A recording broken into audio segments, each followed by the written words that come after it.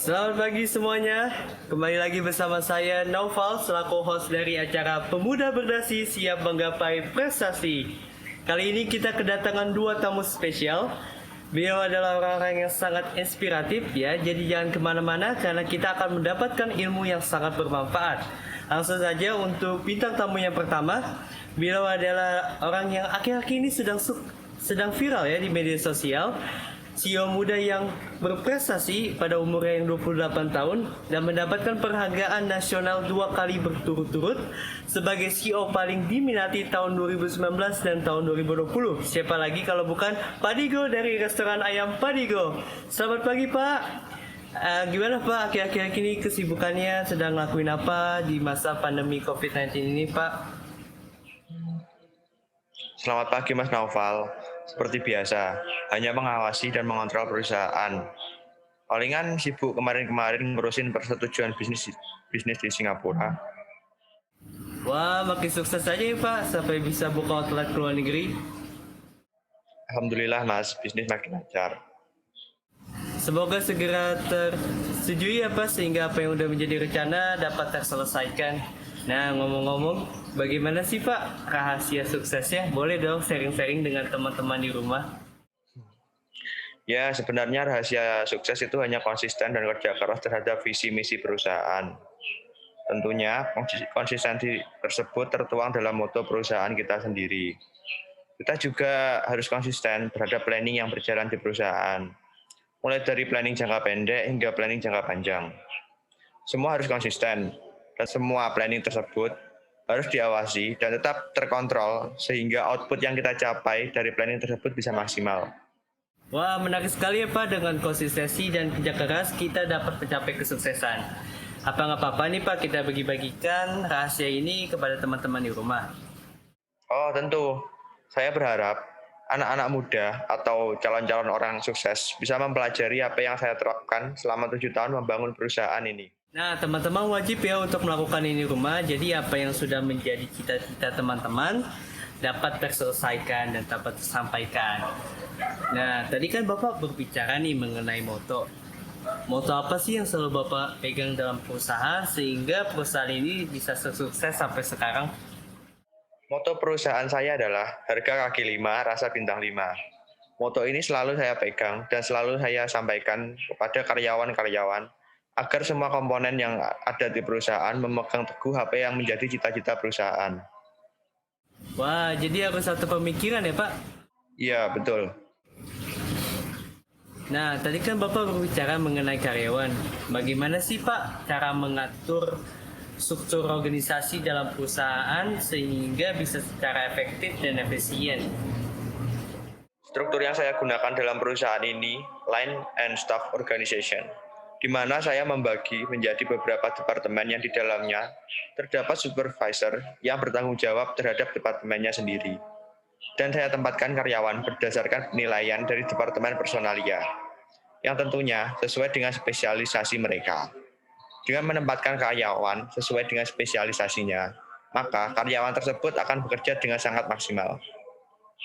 Wah, ternyata dalam perusahaan struktur organisasinya bisa sebesar itu ya Pak? Terus bagaimana Bapak untuk mengaturnya dan mengawasi perjalanan struktur organisasi dalam perusahaan Bapak? Tentu saya nggak bisa kontrol semua komponen dalam perusahaan ini dengan sendiri. Saya memiliki tangan kanan, yaitu General Manager, yang bertanggung jawab terhadap semua departemen dan yang akan berkoordinasi dengan supervisor di setiap departemen. Jadi, saya dapat memahami apa yang sedang dialami perusahaan, karyawan saya, produk yang sedang dikerjakan, dan proyek-proyek yang berjalan. Fungsi pengawasan itu penting loh mas. Itu akan menciptakan komunikasi dua arah dengan karyawan. Sehingga kita dapat memotivasi kepada semua karyawan jika dia mengalami kesulitan. Dan keberhasilan dalam mengerjakan tugas yang diberikan, kita bisa memberi mereka pujian. Dan jika melakukan kesalahan, kita hendaknya memberi kritik yang membangun. Hal ini akan memotivasi mereka untuk bekerja lebih baik lagi. Pantas saja ya Bapak mendapatkan penghargaan sebagai CEO paling diminati. Selain berkarisma, Bapak juga pengertian kepada karyawannya. Baik, Kita akan mengakhiri sesi interview kali ini. Terima kasih Bapak yang telah meluangkan waktunya dan berbagi ilmu kepada teman-teman di rumah. Ya, sama-sama Mas. Kita akan mengirimkan rekan kami untuk datang langsung ke restoran ayam goreng Padigo yang berada di Malang. Boleh ya Pak kita mampir main? Oke, silahkan. Tapi jangan lupa dibeli ya. Baik, saya pamit dulu ya. Ada urusan sebentar. Terima kasih Mas. Baik Pak, terima kasih. Oke teman-teman, kita akan melanjutkan ke sesi berikutnya. Kami telah menginginkan rekan kami untuk datang langsung ke tempat yang menjadi awal kesuksesan dari Padigo yang berada di Malang. Kepada rekan kami Alifian, apakah sudah terhubung? Baik, sudah terhubung. Kepada Alifian, kami persilakan.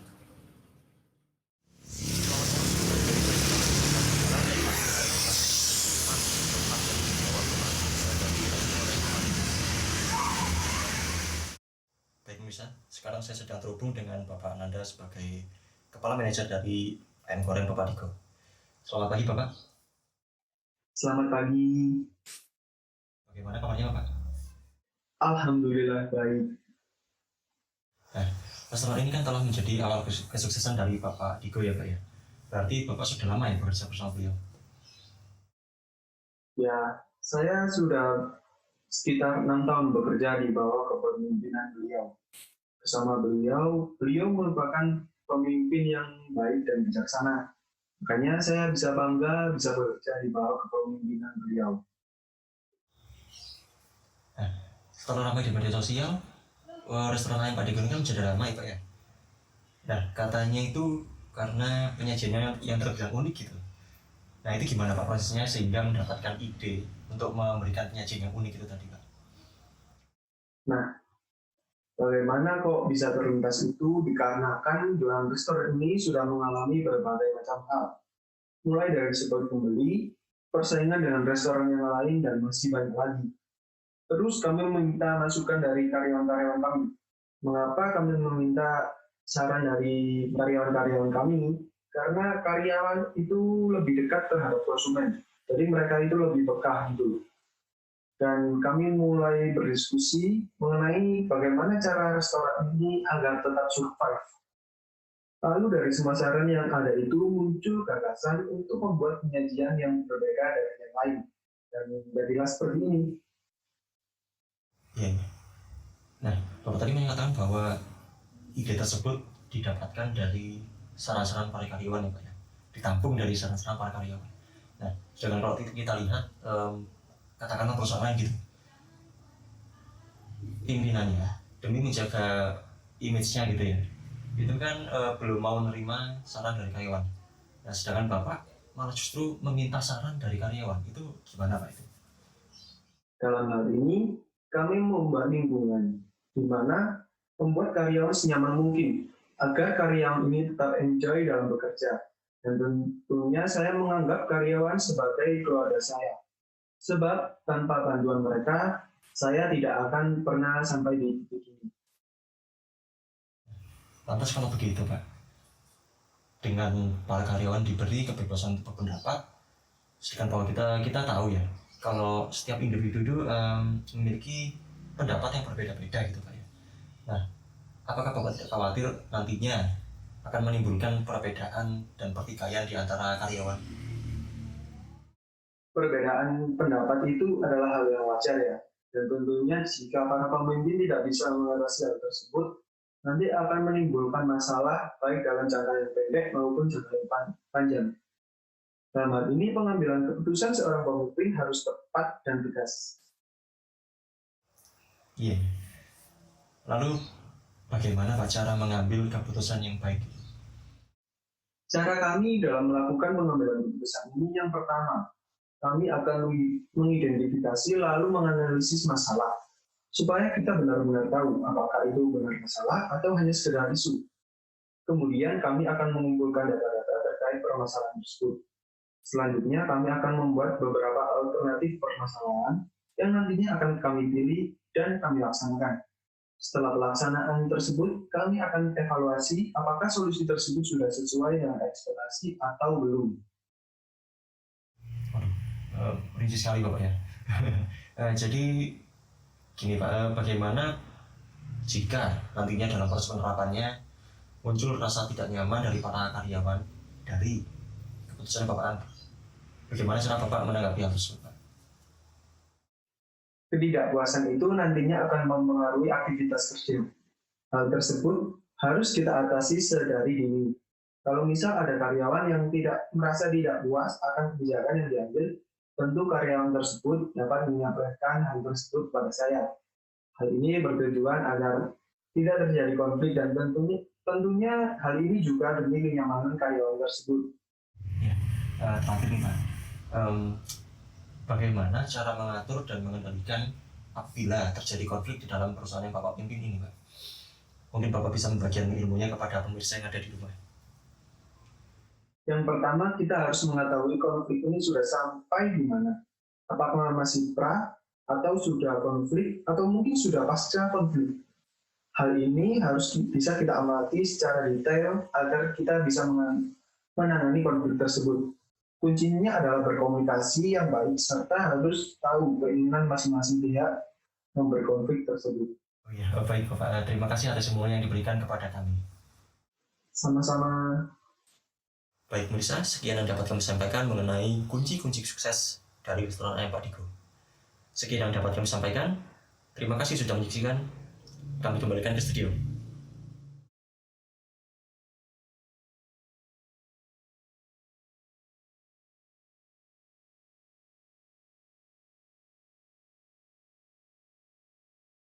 Baik Pak, sebelum kita masuk ke materi, kan Bapak sedang mendalami mengenai ilmu dasar manajemen ya Pak? Bisa tolong dijelaskan sedikit mengenai apa itu manajemen? Manajemen adalah ilmu dalam mengendalikan fungsi-fungsi yang ada dalam sebuah organisasi dengan memanfaatkan sumber daya untuk tujuan yang telah ditentukan. Prinsip yang dipegang dalam manajemen ada 3, yaitu usaha kelompok manusia, memiliki tujuan, dan fungsi PSI, planning, organizing, activating atau pergerakan, dan coordination. Baik, jadi manajemen adalah hal-hal yang mengatur berjalannya fungsi-fungsi dalam organisasi tersebut ya Pak. Baik, kita akan kembali lagi ke materi mengenai leadership, leading, and delegating. Kepada Bapak Fadil, dipersilakan untuk menjelaskan materi tersebut. Baik, kita akan bahas satu-satu ya. Yang pertama mengenai leading. Dari kata leading aja kita bisa mengetahui maknanya, yaitu mengarahkan. Ini merupakan sesuatu yang dimiliki oleh seorang pemimpin, di mana kita harus bisa mengarahkan bawahan sesuai dengan arahan kita, dari visi, misi, dan moto. Untuk membuat bawahan mengikuti arahan kita, seorang leader harus menjunjung tinggi integritas, sehingga bawahan percaya bahwa arahan ini benar. Dalam leadership ada 3 style yang sering digunakan. Yang pertama, autocratic, di mana leader memegang 100% leading, dan bawahan hanya menjalankannya. Yang kedua, participate. Leader mengajak untuk diskusi bersama terhadap masalah yang dihadapi. Yang terakhir, free rein, di mana leader hanya memberikan motivasi tanpa ikut campur dalam persoalan masalah tersebut. Dan itu akan dibebankan kepada karyawan untuk survive. Wah, ternyata macam-macam leadership banyak ya. Menurut Bapak nih, dari banyaknya macam-macam leadership, style leadership apa sih yang cocok atau yang paling efektif untuk digunakan? Kalau berbicara efektif, yang mana semua efektif, namun memegang penggunaannya berbeda, sesuai situasi yang dihadapi. Contohnya, autocratic. Memang kelemahannya adalah membuat bawahan under pressure, tapi dalam beberapa sesuatu yang terdesak. Style leadership ini cocok digunakan karena leader harus mengambil langkah yang cepat. Jadi leader itu harus pintar ya Pak untuk membaca situasi, jadi dia dapat menggunakan style leadership sesuai dengan keadaan yang sedang dihadapi. Betul Mas. Nah, terakhir Pak nih mengenai leadership. Menurut Bapak, apa sih yang perlu diperhatikan seorang leader untuk mendapatkan skill leadership yang baik untuk sebuah organisasi atau saat memimpin sebuah kelompok?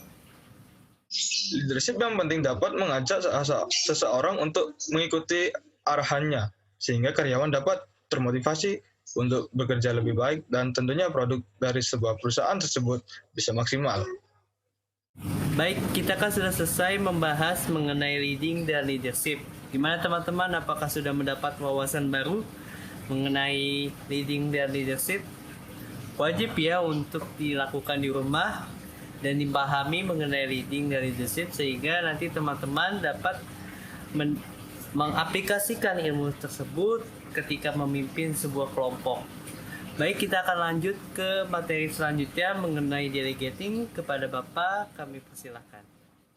Siap, Mas. Jadi delegating itu adalah perintah yang diberikan manajer kepada karyawannya. Dalam delegating, tentu ada beberapa aspek yang perlu diperhatikan sebelum memberikan delegasi kepada bawahan. Pertama, kita harus membuat 5 pertanyaan dasar kepada diri kita sebelum memberi delegasi. Yang pertama yaitu, apakah bawahan memiliki informasi dan kemampuan dalam menjalankan delegasi ini? Yang kedua, apakah bawahan berkomitmen terhadap delegasi ini? Yang ketiga, apakah pengetahuan bawahan bertambah dari delegasi ini? Yang keempat, apakah manajer dan bawahan memiliki perspektif yang sama dalam delegasi ini? Yang kelima, yang terakhir yaitu, apakah waktu yang diberikan dalam delegasi ini cukup? Kedua, tentu kita harus memberikan kepercayaan kepada bawahan dan mengerjakan delegasi ini, menerima masukan, memberi saran, dan motivasi jika bawahan mengalami kesalahan dan memberi feedback berupa compliment and praises.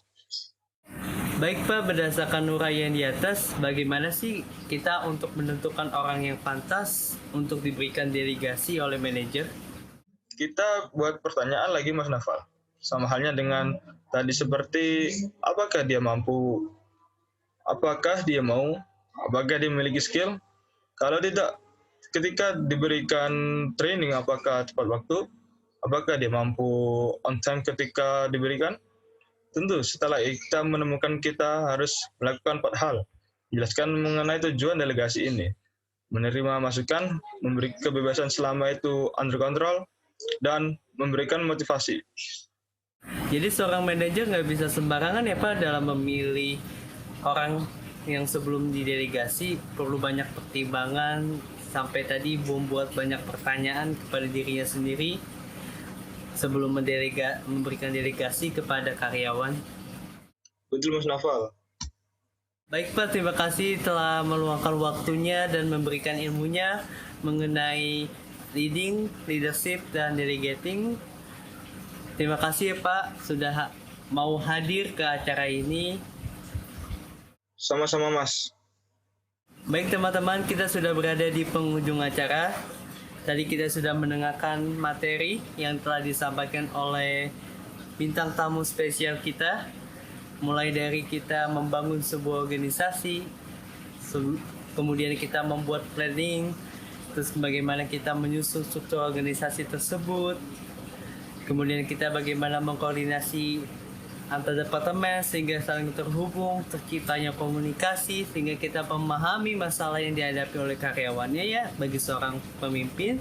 Kemudian kita dengan kepemimpinan kita dapat mengaruhi karyawan kita, memotivasi mereka untuk tetap bekerja secara maksimal.